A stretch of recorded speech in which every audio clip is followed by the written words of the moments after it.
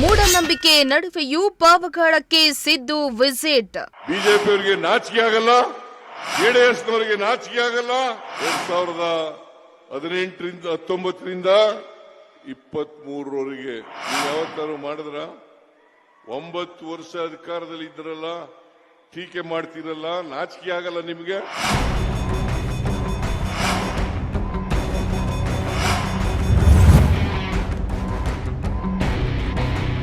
ಪಾವಗಡ ಭೇಟಿ ಬಳಿಕ ಸಿದ್ದು ಅಧಿಕಾರ ಕಳೆದುಕೊಳ್ತಾರಾ?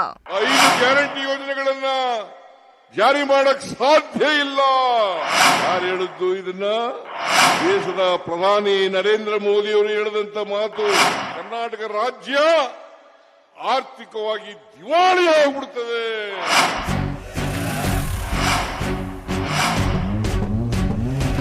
ರಾಜ್ಯ ರಾಜಕಾರಣದಲ್ಲಿ ಗೊಂದಲದ ಗೂಡಾದ ಸಿಎಂ ಕುರ್ಚಿ ಚರ್ಚೆ.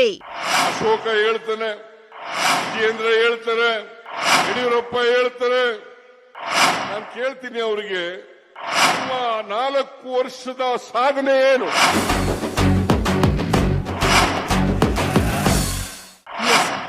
ರಾಜ್ಯ ರಾಜಕಾರಣದಲ್ಲಿ ಸಿಎಂ ಕುರ್ಚಿ ಗುದ್ದಾಟ ಜೋರಾದ ಹೊತ್ತಲ್ಲಿ ಸಿಎಂ ಸಿದ್ದರಾಮಯ್ಯ ಬೃಹತ್ ಶಕ್ತಿ ಪ್ರದರ್ಶನ ನೆಪದಲ್ಲಿ ಕಾಲಿಗೆ ಚಕ್ರ ಕಟ್ಟಿಕೊಂಡವರಂತೆ ರಾಜ್ಯ ಪ್ರವಾಸ ಮಾಡ್ತಿದ್ದಾರೆ. ಜುಲೈ 21ರಂದು ತುಮಕೂರು ಜಿಲ್ಲೆಯ ಗಡಿ ತಾಲೂಕಾದ ಪಾವಗಡಕ್ಕೆ ಸಿಎಂ ಸಿದ್ದರಾಮಯ್ಯ ಭೇಟಿ ನೀಡಿ ಸುಮಾರು 715 ಕೋಟಿಗೂ ಅಧಿಕ ಮೊತ್ತದ ಕಾಮಗಾರಿಗೆ ಚಾಲನೆ ನೀಡಿದ್ರು. ಈ ಮೂಲಕ ಗಡಿ ತಾಲೂಕಿನಲ್ಲಿ ಸಿಎಂ ತಮ್ಮ ಕದರನ್ನ ತೋರಿಸಿದ್ರು. ಈ ನಡುವೆ ಸಿಎಂ ಸ್ಥಾನದಲ್ಲಿರುವವರು ಅಥವಾ ಸಚಿವ ಸ್ಥಾನದಲ್ಲಿರುವವರು ಪಾವಗಡಕ್ಕೆ ಭೇಟಿ ನೀಡಿದ್ರೆ ಅಧಿಕಾರ ಕಳೆದುಕೊಳ್ತಾರೆ ಎಂಬ ಮೂಢನಂಬಿಕೆ ಬಲವಾಗಿತ್ತು. ಈ ಹಿಂದೆ ವೀರಪ್ಪ ಮೊಯ್ಲಿ, ವೀರೇಂದ್ರ ಪಟೇಲ್, ಬಂಗಾರಪ್ಪ ಶ್ರೀರಾಮುಲು, ಜನಾರ್ದನ ರೆಡ್ಡಿ ಅಂತಹ ಘಟಾನುಘಟಿ ನಾಯಕರು ತಮ್ಮ ಅಧಿಕಾರವನ್ನ ಕಳೆದುಕೊಂಡಿರೋ ನಿದರ್ಶನಗಳಿವೆ.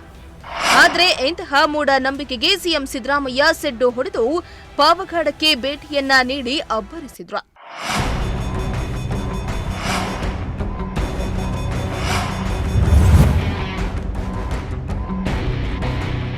ಇನ್ನು ಪಾವಗಡ ಪಟ್ಟಣದ ಮಹಾತ್ಮ ಗಾಂಧಿ ಕ್ರೀಡಾಂಗಣದಲ್ಲಿ ಸುಮಾರು 716 ಕೋಟಿ ಮೊತ್ತದ ಕಾಮಗಾರಿಗೆ ಚಾಲನೆಯನ್ನ ನೀಡಲು ಪಾವಗಡಕ್ಕೆ ಸಿಎಂ ಎಂಟ್ರಿಯನ್ನ ಕೊಟ್ಟಿದ್ರು. ಸಿಎಂ ಆದ ಬಳಿಕ ಮೊದಲ ಬಾರಿಗೆ ಸಿದ್ದರಾಮಯ್ಯ ಪಾವಗಡಕ್ಕೆ ಭೇಟಿ ಕೊಟ್ಟಿದ್ದು ಭಾರಿ ವಿಶೇಷವಾಗಿತ್ತು. ಯಾಕಂದ್ರೆ ರಾಜಕೀಯ ಚರಿತ್ರೆಯಲ್ಲಿ ಸಿಎಂ ಅಧಿಕಾರದಲ್ಲಿದ್ದವರು ಪಾವಗಡಕ್ಕೆ ಭೇಟಿಯನ್ನ ಕೊಟ್ರೆ ಅಧಿಕಾರ ಹೋಗುತ್ತೆ ಅನ್ನೋ ಮೂಢನಂಬಿಕೆ ಗುಸುಗುಸು ಜೋರಾಗಿಯೇ ಇತ್ತು. ಹೀಗಾಗಿ ಅಧಿಕಾರದಲ್ಲಿದ್ದ ಸಿಎಂಗಳು ಹಾಗೂ ಸಚಿವರು ಪಾವಗಡಕ್ಕೆ ಬರಲು ಹಿಂದೇಟು ಹಾಕ್ತಾ ಇದ್ರು. ಆದ್ರೆ ಇವೆಲ್ಲ ಗಾಳಿ ಸುದ್ದಿಗೆ ಕೇರ್ ಮಾಡದ ಟಗರು ಪಾವಗಡಕ್ಕೆ ಖಡಕ್ಕಾಗಿ ಎಂಟ್ರಿ ಕೊಟ್ಟಿದ್ರು.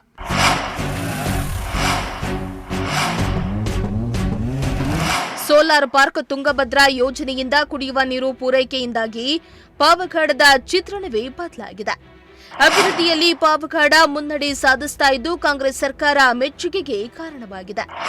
ಅಭಿವೃದ್ಧಿಯತ್ತ ಗಡಿ ತಾಲೂಕು ಸಾಗ್ತಾ ಇದ್ದು ಪಾವಗಡ ಜನರಂತೂ ಸಿಎಂ ಸಿದ್ದರಾಮಯ್ಯರನ್ನ ನೋಡಲು ಸಾಗರೋಪಾದಿಯಲ್ಲಿ ಆಗಮಿಸಿದ್ರು. ವೇದಿಕೆ ಮೇಲೆ ಅಬ್ಬರಿಸಿದ ಸಿಎಂ ಸಿದ್ದರಾಮಯ್ಯ, ಎಲೆಕ್ಷನ್ ಟೈಮ್ನಲ್ಲಿ ನಾನು ಪಾವಗಡಕ್ಕೆ ಬಂದಿದ್ದು ಪಾವಗಡಕ್ಕೆ ಕುಡಿಯುವ ನೀರಿನ ಪೂರೈಕೆಯ ವಾಗ್ದಾನ ನೀಡಿದ್ದೆ. ಕೊಟ್ಟ ಮಾತಿನಂತೆ ಕಾಂಗ್ರೆಸ್ ಸರ್ಕಾರವನ್ನ ಉಳಿಸಿಕೊಂಡಿದ್ದು ಮುಂದಿನ ದಿನಗಳಲ್ಲಿ ಕಾಂಗ್ರೆಸ್ ಅಭ್ಯರ್ಥಿಯನ್ನ ಆಯ್ಕೆ ಮಾಡಿ ಎಂದು ಹೇಳಿದ್ರು. ನನಗೇನಪ್ಪ ಬಹಳ ಸಂತೋಷ ಆಗ್ತಾ ಇದೆ ಅಂತಂದ್ರೆ, ನಾನೇ ಈ ಕುಡಿಯುವ ನೀರಿನ ಯೋಜನೆಗೆ ಶಂಕುಸ್ಥಾಪನೆಯನ್ನ ಮಾಡಿದದ್ದು, ಮತ್ತೆ ನಾನೇ ಉದ್ಘಾಟನೆಯನ್ನು ಕೂಡ ಮಾಡಿದ್ದೇನೆ. ವೆಂಕಟೇಶ್ ಅವರ ಎಲೆಕ್ಷನ್ಗೆ ಬಂದಾಗ, ಪ್ರಚಾರಕ್ಕೆ ಬಂದಾಗ ನಾನು ಇದೇ ಮಾತನ್ನ ಹೇಳಿದ್ದೆ. ನಾನು ಶಂಕುಸ್ಥಾಪನೆಯನ್ನ ಮಾಡಿದ್ದೇನೆ, ನಾನೇ ಉದ್ಘಾಟನೆಯನ್ನು ಕೂಡ ಮಾಡ್ತೇನೆ ಅಂತಕ್ಕಂಥ ಮಾತುಗಳನ್ನು ಹೇಳಿದ್ದೆ. ಇವತ್ತು ಉದ್ಘಾಟನೆ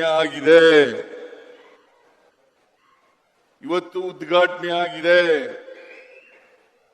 ಬಹುಶಃ ವೆಂಕಟೇಶ್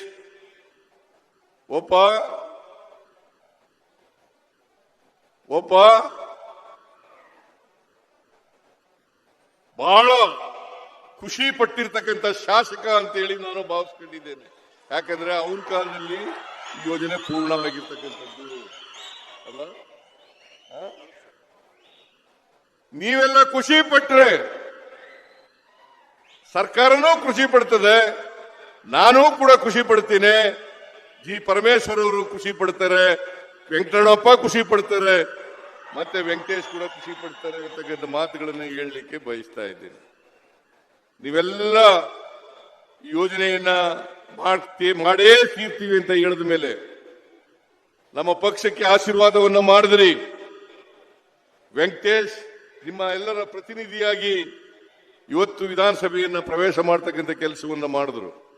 ಈ ಸಂದರ್ಭದಲ್ಲಿ ವೆಂಕಟರಮಣಪ್ಪನವರ ಹೋರಾಟ, ಅವರ ಪ್ರಯತ್ನ ಅದನ್ನು ಮರೀಲಿಕ್ಕೆ ಸಾಧ್ಯ ಇಲ್ಲ ಅಂತಕ್ಕಂಥ ಮಾತುಗಳನ್ನು ಕೂಡ ಹೇಳಲಿಕ್ಕೆ ಬಯಸ್ತೀನಿ. ಇನ್ನು ಇದೇ ವೇಳೆ ಬಿಜೆಪಿ ಜೆಡಿಎಸ್ ವಿರುದ್ಧ ಸಿಎಂ ಸಿದ್ದರಾಮಯ್ಯ ಆಕ್ರೋಶ ಹೊರಹಾಕಿದ್ದು, ಜೆಡಿಎಸ್ ಮುಂದೆ ಯಾವತ್ತೂ ಅಧಿಕಾರಕ್ಕೆ ಬರಲ್ಲ, ಬಿಜೆಪಿಯವರು 9 ವರ್ಷ ಅಧಿಕಾರದಲ್ಲಿದ್ದಾಗ ಕೆಲಸ ಮಾಡದವರು ಇನ್ಯಾವಾಗ ಮಾಡ್ತಾರೆ, ಯಡಿಯೂರಪ್ಪ ಅವರಿಗೆ ಬೊಮ್ಮಾಯಿ ಅವರಿಗೆ ನಾಚಿಕೆ ಆಗಬೇಕೆಂದು ಸಿಎಂ ಸಿದ್ದರಾಮಯ್ಯ ವಾಗ್ದಾಳಿ ನಡೆಸಿದ್ರು.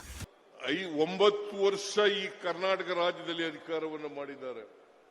2008ರಿಂದ 2013ರವರೆಗೆ, 2018ರಿಂದ 19ರಿಂದ 23ರವರೆಗೆ ನೀವು ಯಾವತ್ತಾರು ಮಾಡಿದ್ರ? 9 ವರ್ಷ ಅಧಿಕಾರದಲ್ಲಿ ಇದ್ರಲ್ಲ, ಟೀಕೆ ಮಾಡ್ತಿರಲ್ಲ, ನಾಚಿಕೆ ಆಗಲ್ಲ ನಿಮಗೆ? ಬಿಜೆಪಿಯವರಿಗೆ ನಾಚಿಕೆ ಆಗಲ್ಲ? ಜೆಡಿಎಸ್ನವರಿಗೆ ನಾಚಿಕೆ ಆಗಲ್ಲ? ಇವ್ರಿಗೇನಾದ್ರು ಮಾನ ಮರ್ಯಾದೆ ಏನಾದ್ರು ಇದೆಯಾ? ಸುಮ್ಮನೆ ಟೀಕೆ ಮಾಡೋದು. ಸಿದ್ದರಾಮಯ್ಯನವರು 5 ಗ್ಯಾರಂಟಿ ಯೋಜನೆಗಳನ್ನು ಕೊಟ್ಬಿಟ್ರು. 5 ಗ್ಯಾರಂಟಿ ಯೋಜನೆಗಳನ್ನ ಜಾರಿ ಮಾಡಕ್ ಸಾಧ್ಯ ಇಲ್ಲ. ಯಾರು ಹೇಳಿದ್ದು ಇದನ್ನ? ಈ ದೇಶದ ಪ್ರಧಾನಿ ನರೇಂದ್ರ ಮೋದಿ ಅವರು ಹೇಳಿದಂತ ಮಾತು. ರಾಜಸ್ಥಾನದಲ್ಲಿ ಇವನ್ನ ಜಾರಿ ಮಾಡಿಬಿಟ್ರೆ ಕರ್ನಾಟಕ ರಾಜ್ಯ ಆರ್ಥಿಕವಾಗಿ ದಿವಾಳಿ ಆಗಿಬಿಡ್ತದೆ.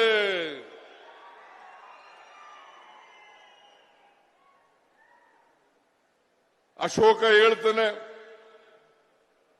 ವಿಜಯೇಂದ್ರ ಹೇಳ್ತಾರೆ, ಯಡಿಯೂರಪ್ಪ ಹೇಳ್ತಾರೆ.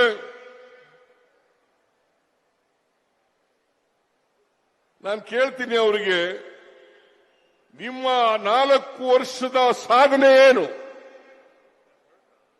4 ವರ್ಷ ನೀವು ಇದ್ರಲ್ಲ, ನಿಮ್ಮ ಸಾಧನೆ ಏನು? ಯಡಿಯೂರಪ್ಪನವರ ಸಾಧನೆ ಏನು?